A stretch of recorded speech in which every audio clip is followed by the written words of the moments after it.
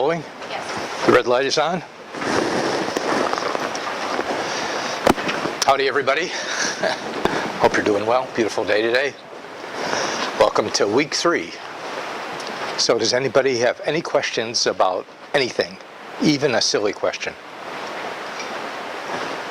Well, if you ever have any questions about your project, the course, anything, feel free to email me, stop me after class. Be happy. Oh, I didn't see you. Is there like your project should be following this timeline? I'm going to be talking about that. Oh, cool. Okay. In a few slides. Okay, we got the standard slide about signing in on the attendance sheet. Everybody should have an evaluation form, even community members. That's a way of letting me know if you like the class and to give feedback to the presenters. Okay, so please fill that out. The sign up to meet with Dave form is there. I update it every week. Oh, there's Nick. I just want to remind new community members that during the class, no smartphones or laptops. Save that for the break that's coming up or after class. This means you, Evan. Okay. So the things that people working on teams should be doing is attend the PRL safety session, buy a shop pass, report your team project progress with me. I'd like to know what you're doing, and it would be good if you meet with the person who suggested the project and then meet with me, and I can help you try to better understand the problem. Okay. So you have to connect with your project suggester, and the whole point of that is to understand the problem as deep as you can, because if you have a full understanding of the problem, you'll be better off. You'll be better getting a solution. And you meet with me if you have to make up missed lectures, because a missed lecture will have a negative effect on your grade, so you want to make those up as soon as possible.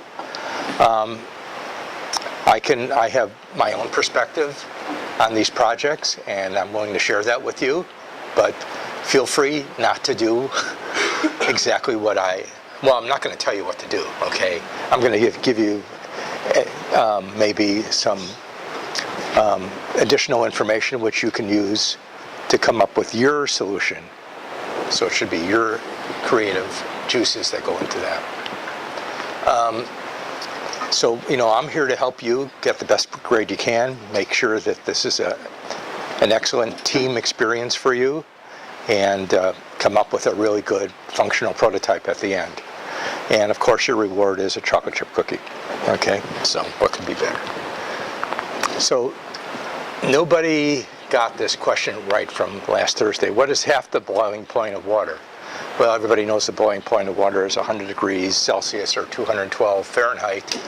So half of 100 is 50 and half of 212 is 106. But when you do the conversion on those, they don't match up. So there's something wrong here. Does anybody have any idea why you just can't divide the temperature by 2? Do you have an idea? Because there's a 32 in there that doesn't get counted. Well, that's part of it. But the issue here is that you must reference absolute zero. Okay? So you have to go to Kelvin. You have to use Kelvin. So boiling point of water is 100 plus 273, 373 degrees. And then you can take half of that to come up with the correct answer, which is minus 86 degrees centigrade and minus 124 Fahrenheit. Okay? Now you know. Okay. Next thing I want to talk about is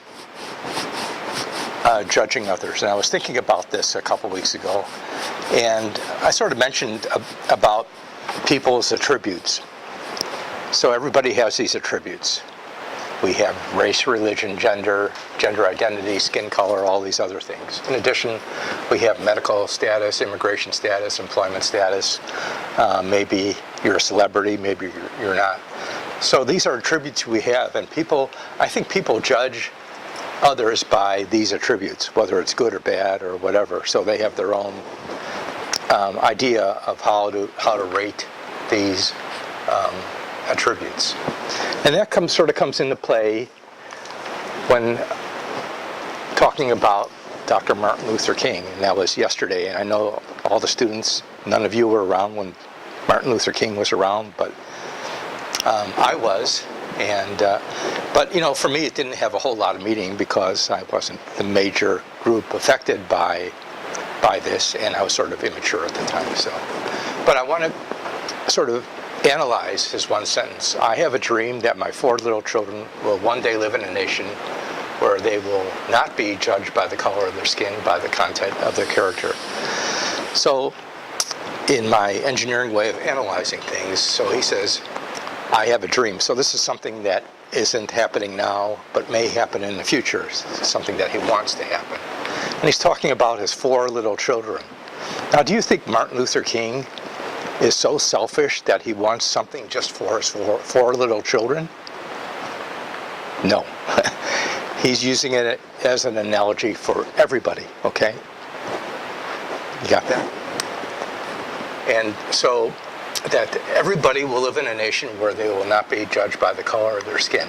So we saw all these other attributes, and among those were skin color, race, religion, and other things.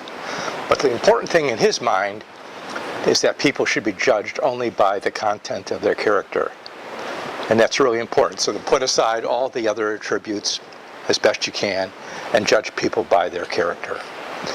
And the point I want to make here is that disability and advanced age do not represent weaknesses of character. So despite the fact a person has a disability or is older, they still have character, and that's what counts. Okay? So Thursday we're going to have a really good lecture. Gary Burke, who's a prosthetist locally, will come and give a talk to our class, and he does an excellent job. He's on staff here at the Stanford Medical School, and he has his own practice. So he's very expert in prosthetics and orthotics, and he's going to sort of tie together his work and the design process, specifically related toward how he fits prosthetics and orthotics. So it's going to be a great lecture. Today we're going to have 5 students with disability will be presenting their perspectives on themselves and their disability, and so we're going to start that after a short break.